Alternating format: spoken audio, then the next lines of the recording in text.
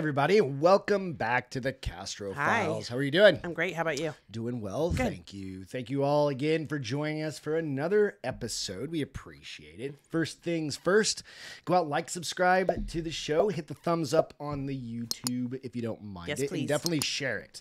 Sharing the Is show, caring. as Beth says, is caring. But sharing it absolutely helps us grow. We just hit I think we're a little over 100 subscribers to the Castro Files channel. Nice. Which is pretty cool considering Yeah. it's a side gig. It's a side gig. Right, we It hasn't been going on too long. We love telling stories and stuff like that. So please do that if you don't mind. You can also check us out on iTunes, Instagram, Spotify, all of those. The show gets posted under The Bar is Open, which is our other podcast. So you can give us a review out there if you don't mind. Yep, give us Hit some the stars. stars if you don't mind as well. And then, of course, go out and check out all of our gear. You can go out to minorleaguestudios.com/the Castro Files. You can find all of our gear, or it's linked in the comments below, or in our notes below. Cool there. stuff. Yeah, there's Great a lot shirts, of cool stuff. Some tumblers, some wine tumblers. Baseball cap is really cute. Sweatshirt, Sweatshirt. all sorts of stuff. Cool, fun stuff. So you can go out and check that out if you Yeah. don't mind. We appreciate it. So with that, Beth's got a story today to share. I do. What are we going to talk about today? So this is from a book called The Creepypasta Collections, Modern Urban Legends You Can't Unread. This story is called Down in the Library Basement, and it's by Rona Vassilaire. I hope at least Vassilaire? Vassilaire. All right, that sounds pretty good. Vassilaire. That's close. You know. Yeah. All right. So let's go ahead and get hear it. started. Ready? Creepypasta always has great stories. Really good ones. Running a library is not an easy thing to do. You'd be surprised at the number of people who think that all librarians do is sit around and read the whole day.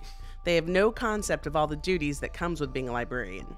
In just one day, my mother will teach a class for senior citizens on how to use computers, help 4 different families find the graves of their loved ones, register 1,000 new books into the system, reorder all the books that have been returned, hold a story time session for the children, and the list can go on and on. The point of me telling you this is so that you understand that it takes a person with a degree and years of experience to run a library. I am not that person. My mom has run our small town library for over 20 years. She's damn good at what she does, and that's the only reason why our town still has a library. Unfortunately, this meant that it was difficult to replace her for even a short amount of time when she fell down the basement stair and broke a leg. I should have suspected something was up when she called me home. I'm a freelance writer, so it's not difficult for me to come back to rural Minnesota at a moment's notice. You'll understand, however, that I don't do it very often. I rarely have any shred of desire to return to my hometown. I need you to watch over the library for me until I can go back to work. When my mom said that, it wasn't a request so much as an order. It was easy to tell from the set look in her eyes that she had already mentally decided I would be taking over for her, regardless of any request of mine. As the librarian's daughter, I knew better than anyone how difficult her job is. I blanched when she asked me and said, "Mom, there's no way. I don't know how to register books. I don't know how to use the system." My mom waved a dismissive hand. "That's not a problem. You won't have to register any books. You can just check them out, which you've done before. Another librarian from Rock County will be coming once a week to register my new books and fix anything you might have screwed up." I want to scowl at that, but I held back, mostly because it's true. For the most part, I need you to deal with patrons, help them find books, help them with research, keep the computers up and running. You do realize you're asking me to do the impossible, right? I deadpanned. Mom sighed. "Look, I know this isn't ideal, but it's only for a few weeks until my leg is better. I just need you to keep things afloat. You know, if there was anyone qualified to do this, I'd ask them. As it is, you're the closest to the librarian this town has, aside from me. You've grown up with the library and you know the basics of how it works. You can do this." I gave my mom a skeptical look, but she just returned it with an encouraging smile. I sighed as she began to give me a rundown of my duties as her stand-in. There were so many details that I actually had to take notes. By the 4th or 5th page, I was convinced that she was setting me up for failure. "Just do your best. You'll be fine," she said. I'd love that. Yeah, right, great. right. The first day at the library was utterly and complete hell, mixed in with also some chaos and a healthy dose of self-loathing. I followed my mom's instructions to the letter, but even that was paltry comfort. Make sure you have a story time in the morning. It starts promptly at 9 a.m. Usually I love kids, but not when I'm the one who has to keep them in line. And they never stop talking. It took me 15 minutes to get to the 4th page of the stupid picture book I'd picked out. Something about a dumb jellyfish that lost his glasses. Jellyfish don't even wear glasses, you little shits. To try to run a virus scan on each computer before noon. If one computer goes down, the rest are sure to follow. Trust me. Of course, it would be my luck that the computers would all crash on my first day. I called the town's resident IT guy, a man from across the country, who proved to be distinctly unhelpful. I can probably get in to fix them later this week, he said. Oh, perfect. Computerless for a week. I don't remember that. I'm sorry, I don't remember what exactly I said to him, but apparently my threats were frightening enough to get him there within the hour. He carefully avoided me as he fixed the computers. Some patrons might need help with genealogy research. Just do what you can. Even with the website my mom provided, it was near impossible to find these people. My grandmother's name was Ethel. Can you find her for me? I can try. What's her last name? Oh, I'm not sure, but I know she lived in a red house. I see. Any other information? She was a witch. I'm trying to find her spell book. Right. Some kids will probably be coming in to find books for school. They have a reading program in school, and they have to earn a certain number of points in a semester by reading books in their reading level. Make sure to get them books appropriate for both their age and their reading level. What do you mean my son shouldn't read A Clockwork Orange? Screamed the soccer mom, her long manicured nails tapping on the library desk. Her 8-year-old son stood a little ways away, browsing through the sports books. Ma'am, it's not an age-appropriate book for your son. I'll have you know my son is damn smart and he can read whatever he wants. Ma'am, about half the book is about rape and the other half is about murder, I said, losing patience. What? She shrieked, throwing the book down on the counter in disgust. Why on earth would the school recommend such filth? And why do you offer it here? Really? I expect more from a public institution like this. So like I said, the first day was exceptionally long and brutal. The days after weren't much better. There were a few odd instructions that my mom had given me before sending me on my doomed mission. They were so strange, in fact, that I asked the hospital if they'd check my mom for concussion because she obviously is talking nonsense. She had to be. Every night after you lock up, go down to the library basement. Make sure to take along a book of your choice. It can be of anything. Then you'll need to sit down there and read aloud for at least half an hour. I blinked as I stared at my mom, giving me a stern look from her hospital bed. Am I supposed to record this or no? Don't worry about that. Just go down there and read. To like nobody? Mom, there's nothing down there. It was true. The basement was a decrepit dust fest, complete with a bare concrete floor and rows of useless crap that had never been thrown away for some odd reason or another. Excuse me. It doesn't matter if there is or isn't anything down there. You just need to do as I said. Understand? She was rarely so harsh with me, so I agreed, making a big show of writing it down. It seemed to relax her. Make sure you lock the doors before you leave, but leave one light on. The one by the front desk. If you remember, leave some candy behind too. She must have seen the look I was giving her because she said, I know this all seems like an odd thing to ask, but it's very important to me. All right, make sure you do this. I couldn't say I was sure that my mother was completely sane or that she hadn't conked her head hard enough to drive logic out the window, but she looked at me as though this was the most important part of the job. So I gave a resigned nod and said, all right. The practice, however, was much harder than the theory, mostly because I really effing hated going down to that basement.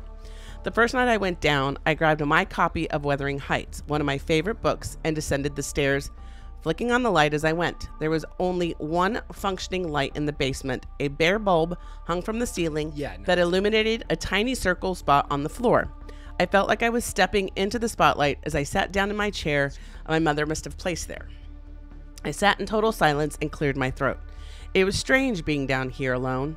I really didn't like it, but I had a job to do, so I set a timer on my phone for 30 minutes and started reading. I stumbled a little bit at the beginning, the words jumbling together on their way out of my mouth. We both know how that goes. But soon I found my groove and the narrative flowed just fine, my voice carrying throughout the damp basement. It made me nervous the way I broke the silence. It seemed wrong. I could feel my pulse hammering hard in my throat, and I began to wish that I had just ignored my mother's instructions. I'm stupid, this is stupid, and I'm stupid for doing this stupid thing. Stupid. As I kept reading, I gradually became aware of the feeling of somebody watching me. Of course, I'd feel that way. I mean, I was sitting in the creepy old basement alone with barely even a light to keep me company, my voice echoing off the cement wall in total solitude. It's completely normal that I began to feel creeped out, as though I wasn't really alone. Normal, but that didn't mean I liked it. I was startled when my phone roared to life, it jingled, signaling the end of my 30 minutes. Swallowing hard, I silenced the offending object and raced up the stairs, suddenly feeling that something was going to slither out and drag me back down if I wasn't careful. I slammed the basement door shut and ran through the library, finishing everything as quickly as I could. I left the light on over the front desk. I brought candy bar during lunch, a Milky Way if you're curious, and I left it on the desk. It looked like an offering to something. But I couldn't stop shaking. I ran out the front and locked it, checking and rechecking to make sure that I hadn't made a mistake. I won't lie, I was relieved after locking it, as though the extra barrier between myself and the basement would save me from something. It took me a full 10 minutes before I was calm enough to climb in my car and drive to my parents' house, where my mom and dad had set up my old room for as long as I'd be running the library. Dad was at the hospital with Mom, who hadn't come home yet, so I had the house to myself. I got drunk that night, prying open my dad's liquor cabinet and drinking whatever I had laid my eyes on. I threw on some stupid sitcoms and sat in the living room, all the lights on and a blanket drawn around me like a suit of armor. So ended the absolute worst first day of a job I've ever had. The first week was anything but easy. On Tuesday, I made a kid cry during story time. On Wednesday, I caught one of the patrons trying to watch porn on the computer. On Thursday, the town pervert came in specifically to harass me, and I had to threaten to sick the police on him when he started bragging about his massive man parts. On Friday, it rained and the roof leaked, ruining about a dozen good books that would have to be replaced. The one thing that got easier, at least, was the basement. At first, I'd been so confused as to why my mom had asked me to do all these strange rituals. It was like she was trying to assuage a spirit or something. The moment that thought occurred to me, I realized what was happening. My mother, you see, is a big believer in ghosts. The library has always had its share of bad luck, lights going out on their own, computers crashing, etc., and she must have started to believe that it had its own little haunting. Perhaps she thought that if she read to it, giving it offerings, things would go smoothly. After that, my nightly ritual actually became kind of fun. I started to imagine that the ghost my mom had been communicating with was another young woman just like me. I picked out books that I thought she might like. Books that I liked, more likely, but put more feeling into my reading. Occasionally, I'd find myself talking to her absent-mindedly throughout the day.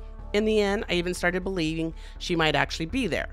It started with the candy. As per my mom's request, I'd buy the elusive little spirit something as an offering. I started out with chocolate and then I'd throw it away in the morning. One night, however, I left a bag of Skittles, and the next morning it was gone. I scoured the library looking for some sign of the candy, but it was just gone. From then on, I started buying all different kinds of treats, seeing if I could get a result. Chocolates were usually left behind, but hard candies were almost always gone by the next day. After about 3 weeks, I decided that yes, there was a ghost, and I was beginning to understand its preferences. Maybe it seemed that I'm being a little too cavalier about all this. After all, it's not every day that people decide they're dealing with ghosts and start messing around with them. Of course, you have to remember that I haven't actually seen any ghost. I just imagined that they were there. To me, it was something of a game. I got to play make-believe, and some forces that maybe played along. It was fun. It was a little strange. They all changed one night after closing when I made the mistake of letting down my guard. Everyone in town knew that the library closed at 8 p.m. on Thursdays. It was already 8:30 and I was choosing a book. I just about decided on Little Women when I heard the bells above the door jingle and somebody stepped inside the library. Now, I hadn't locked the door yet because, well, I didn't think I needed to. I can already hear you guys telling me how stupid I am, but cut me a little slack. After all, it's a small town and nothing ever happens in small towns, right? Guess again. I peered out from the bookshelf I was standing near and saw the town pervert walking toward me. He had his big shit-eating grin on his face, and immediately I was on high alert. Let me give you a quick rundown on how this guy looks. He's massive, and I don't mean fat.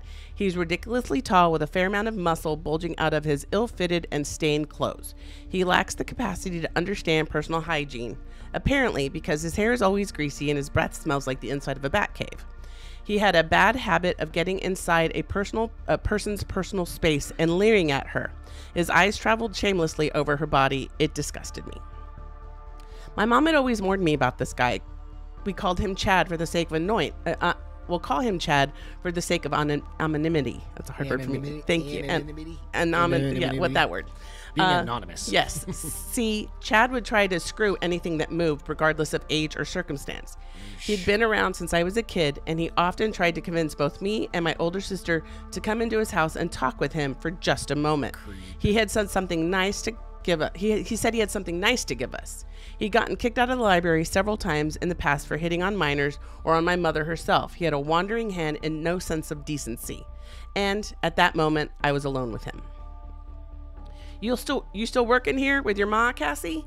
He asked easily, his steps not slowing as he approached me. I took a few instinctive steps back, putting the desk between us as a sort of barrier. Not that he couldn't work his way around that. I was wondering if I'd be able to grab my mace from my purse. You know I am, Chad, I snapped, already annoyed with him. You know that you're not supposed to be here after hours. You need to leave right now. He gave me an easy smile.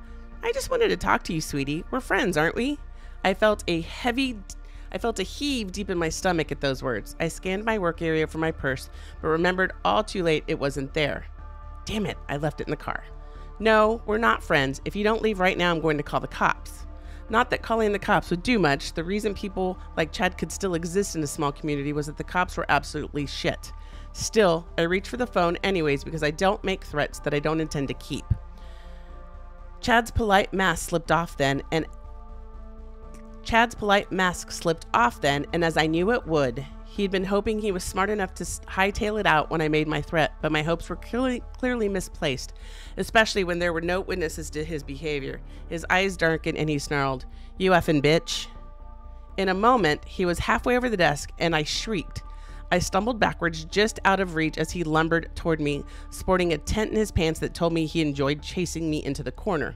In absolute panic, I ran down the stairs to the basement, stumbling and falling the last few steps and sprawling out onto the concrete. A deep pain flared in my arm as I landed on it, and I knew instantly that it was definitely sprained, maybe even broken. I could hear Chad pounding down the steps, and I crawled into the darkness, my legs shaking too hard to support myself. I had just about made it past the little circle of light, he must have turned it on before he came down, and when his hand shot out and caught me by the ankle. He was freakishly strong, although I shouldn't have been surprised given his physique. He clamped his hand down so hard I thought he might actually snap my ankle bone. I screamed again, and as I tried to pull myself away from him, but my attempts were futile. I heard him panting hard in arousal as he pulled me back. "Filthy little slut, had been teasing me for years. Now look where it's gotten you," he muttered, falling on top of me and pinning me down. I thrashed and yelped as he fumbled with my blouse, cursing its buttons. And then, just then, I got that feeling again. That feeling of being watched. This time it was much stronger than before. I instantly froze, suddenly feeling a great danger surrounding me. I mean, a danger other than Chad. The air in the basement seemed to have dropped a good 10 degrees, and I could see puffs of his rotten breath forming above me. On instinct, I began to strain my eyes, looking past his hulking body into the darkness, even as he undid the last button and reached for my bra. There, in the darkness, something moved. It was as though the darkness in the room had become liquid, and it was shifting and twisting. My breath caught in my throat, and I barely felt Chad's hands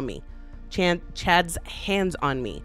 I had gone silent when I sensed the disturbance, but now I began to make strange wheezing noises as the liquid darkness moved towards us. Chad didn't ask if I was okay or what was wrong. I don't think he even noticed. He was too busy trying to get me out of my slacks. He never saw it, but I did. It had black fur, which was probably why I had never seen it before.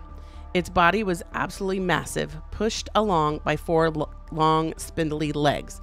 It looked something like a spider, but for the way it walked. Its body was obviously heavy because the legs did little more than drag it forward, its body scraping along the ground. I noticed that its legs ended in a sharp claw, making each into something like a spear. I couldn't scream. I wanted to, but I couldn't. As I lay there under the body of my would-be rapist, I was dimly aware that he hadn't quite succeeded in clothing me yet. I saw one of its front legs snap forward. It had been lumbering towards us so slowly that I almost thought it was incapable of speed. Apparently, I was wrong, because in the time that it took me to blink, its leg had managed to spear through Chad's chest, poking through the other side. Good. What happened? It just closed. Oh. Damn it, Jim. Hang on a second. Okay, there it is. We got it? Yeah.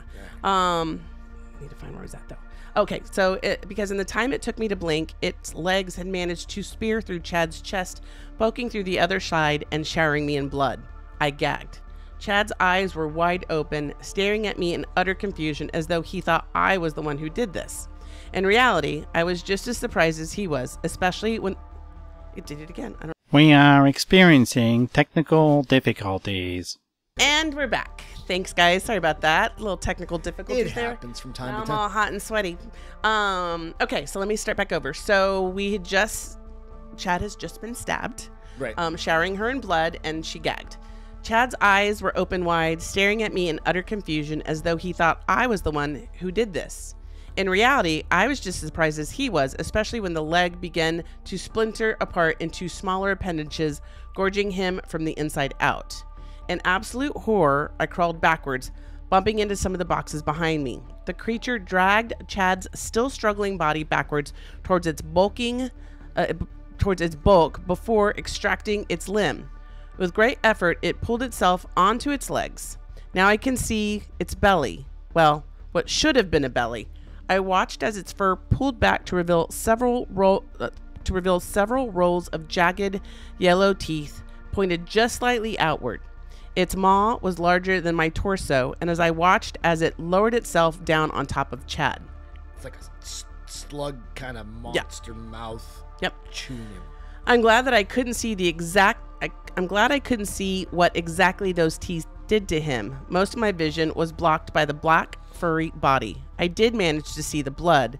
The amount of red that covered the floor and coated the beast gave me a pretty good idea of what was happening. I seem to recall that Chad's scream went on a great while longer than I'd expected them to. Eventually, the thing finished eating. The sickening crunch of Chad's bones stopped, and it settled itself onto the floor once more. The legs began to drag its body forward as it crawled to me. Tears were coursing down my cheek as I thought about what happened to Chad. I had never really planned out what kind of death I wanted, but I knew it wasn't this. I was shaking so hard, the boxes behind me started to rattle as the thing crawled toward me at an agonizingly slow pace. It stopped just in front of me. I found myself frantically searching for eyes, but I found none. I had an awful moment where I wondered if it could smell me. And then something amazing happened. Something amazing and unbelievable. It lifted itself up just a bit and spit out a wrapper. The Skittles wrapper. There was a long moment where neither of us moved. The black creature was waiting for me to do something, and I was waiting for it to do something. Eventually, I mustered up enough courage to reach forward and pick up the wrapper. As soon as I did, it turned itself around, dragging its heavy body back to the corner it had been hiding in. I sat there for a long moment, staring alternately at the wrapper and at the mass of blood at the basement that the beast had left on the floor, splattered with the occasional eyeball or tooth. Ew. I stared and I thought. Eventually, I stood up. I walked on shaky legs up the stairs to the young adult aisle, plucking Little Women from the shelf. I walked back down to the basement, righting the chair that had been tipped over during my struggle with Chad, and I sat down, and in a surprisingly steady voice, I began to read. It was about 2 weeks later that my mom was cleared to go back to work. Well, cleared might be a poor term. It's more like she ordered the doctors to give his consent for her to return to work. Otherwise, she was going to find him and kill him in his sleep. Something to that effect. Hey, the women in my family are scary. What can I say? I decided to stick around for a few more weeks, helping my mom out as she got back to her daily routine. She observed me carefully, probably trying to decide if I knew what she thought I knew. One night, as we were closing, she asked, "Did something happen to Chad? He usually comes in at least once a day, and I haven't seen him at all since I've been back." I shrugged, thinking of the hour I'd spent cleaning up the basement so there would be no trace of the incident. I was gonna wonder about that. Guess, I don't know. Maybe he decided to skip town? It does look that way, doesn't it? She said, watching me closely. After a moment of silence, she said, Would you like to read tonight, or should I? I answered her with a grin that told her everything she needed to know. I think I'll do it tonight. I still need to finish Little Women. My mom smiled at me, knowing that she'd found a fellow conspirator. I know I should go back to my writing, but I'm finding it a bit hard to leave the library now. All in all, it's not every day you meet a new friend. That was a good one. That was a good one, right? Yeah, so at the beginning, we're going to have to put a little disclaimer in there just because of the content. But nonetheless... That's true. It doesn't go into too much depth, but there's a little bit. Just kind of thinking through, I mean, like, everybody wants, like, I think of it as, like, a ghostly... Not really a ghost, it's a monster. A creature. But I picture it as, like, almost like a lapdog kind of thing, like... It should be. Well, I mean, if a lapdog can eat you whole, sure. But I mean, like, you know, like Men in Black kind of lapdog. Yes. Well, it's like it obviously, if you're nice to it, it is nice to you, and so the reading and the candy, saved her. The reading and the candy, to be chewed up by something anyway. Right. The reading and the candy is what keeps it nice. But it attacked her friend, or its friend, I should say. And it was like, this is my reading buddy. She leaves me candy, too, so you can't. So, yeah. I mean, it's kind of cool. You know, he got his comeuppance. Isn't that what they say? Like, he got what he deserved, literally.